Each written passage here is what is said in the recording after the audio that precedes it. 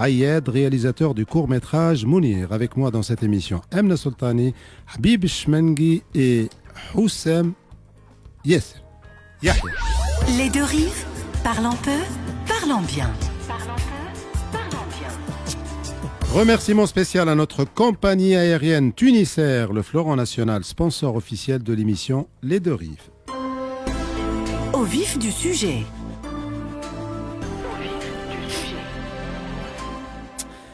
Et on souhaite la bienvenue à Diwan FM à Fabrice Rousseau, directeur de l'Institut français de Tunisie, conseiller de coopération et d'action culturelle. Bienvenue. Merci.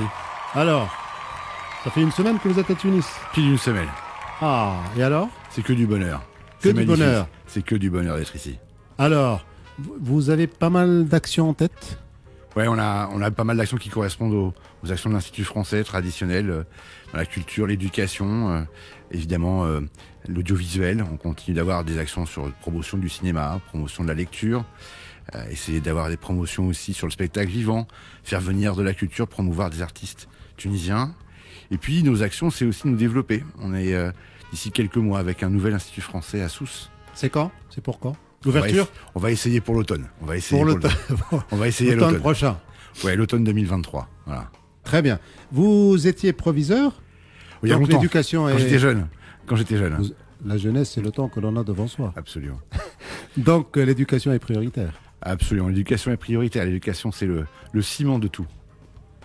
Et là, qu'est-ce que vous avez comme projet dans ce domaine?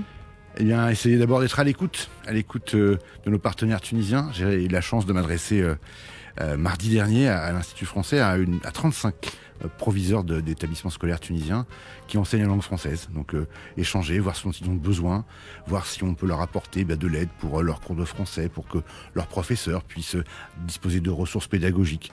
On essaye, nous, d'être à l'écoute, d'apporter ce qu'on peut, d'être utile autant que possible pour faire en sorte que les professeurs fassent leur boulot le mieux possible. L'intérêt prioritaire, c'est l'intérêt des élèves.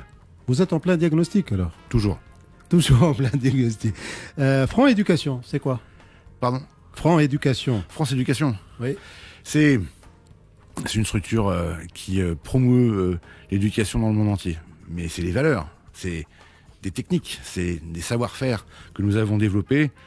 En 587 établissements. Ah voilà, absolument. Alors ça, c'est une volonté du président de la République française de promouvoir les établissements français dans le monde entier.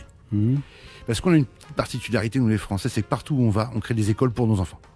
Mais on les ouvre aussi à qui a envie de venir. Et donc ici, en Tunisie, il y a des lycées français depuis très longtemps. Et puis, on en a créé d'autres. Et en fait, depuis 2018, mais ça a commencé bien avant, il y a des entrepreneurs tunisiens qui créent des écoles.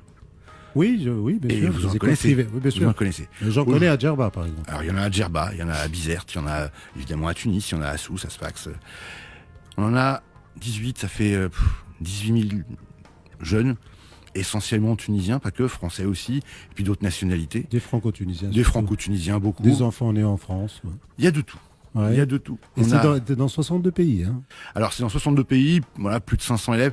L'objectif, c'était de développer l'enseignement français dans le monde entier, en promouvant toujours la langue du pays dans lequel on est, évidemment en enseignant en français, et puis en promouvant d'autres langues. J'étais il y a quelques jours au lycée Pierre Mendès France à Mutuelleville. À Tunis, c'est 6 langues enseignées. 6 langues enseignées, plus le latin. Donc, voilà, même chose. On va avoir des polyglottes. Mais dans le monde entier, il y a des polyglottes qui sont pas forcément français quand même, pour certains, jamais mis les pieds en France, et qui parlent 3-4 langues vivantes à l'âge de 16, 17, 18 ans. Et voilà, ils ont choisi, ou leurs parents ont choisi pour eux la France, les programmes de l'éducation nationale française. Mais la chance que ça offre à ces enfants-là, c'est que si leurs parents déménagent, ils peuvent continuer leur scolarité partout dans le monde. Puisque avec 67 pays, il y a à peu près qu'en Corée du Nord qu'on n'est pas installé. Et je me souviens de la fameuse dictée. Vous vous souvenez de la dictée? C'était une Ivoirienne qui a gagné la dictée. Quoi. Ouais. Ah oui, ça veut dire que... Mais parce que la maîtrise de la langue française, la maîtrise de la culture française, c'est un partage. Ici, les élèves de Tunisie, depuis des années, gagnent des prix au concours général de France. Ils ont accès. Ceux qui sont dans les lycées français de Tunisie, comme du monde entier, peuvent et concourent au concours général en mathématiques, mais aussi en arabe, en physique, en français, en histoire. Et donc, ils gagnent des prix. Parce que c'est pas parce qu'on est français qu'on est meilleur que les autres. On est dans les deux rives. et vous appuyez l'échange entre les deux rives. Toujours. On continue. C'était le programme d'abord, les deux rives, on l'a soutenu sur les livres, sur l'édition. Et puis on continue de le faire avec, là par exemple, les réflexions sur l'avenir, notre avenir, des deux rives. Dans le prolongement du sommet de Montpellier, où on a essayé d'installer de nouvelles relations entre la France et l'Afrique. Les sociétés civiles. Les sociétés civiles africaines, juste se parler directement, s'écouter d'abord. C'est valable pour nous Français. On aime bien donner des leçons un peu à tout le monde. Donc j'étais professeur, je connais. On aime bien donner des leçons. Il y a un moment, il faut juste se taire et écouter. Voilà. Et puis après, on peut agir. C'est ce qu'on essaye de faire. Et on le fait, là, voilà, il y a quelques jours à Alger. Il y avait 11 personnes qui représentaient la société civile tunisienne pour parler de notre avenir sur les questions environnementales. Voilà, c'est pas mal de le faire comme ça fait changer un petit peu les choses. IAM, né sous la même étoile. Merci beaucoup. Merci.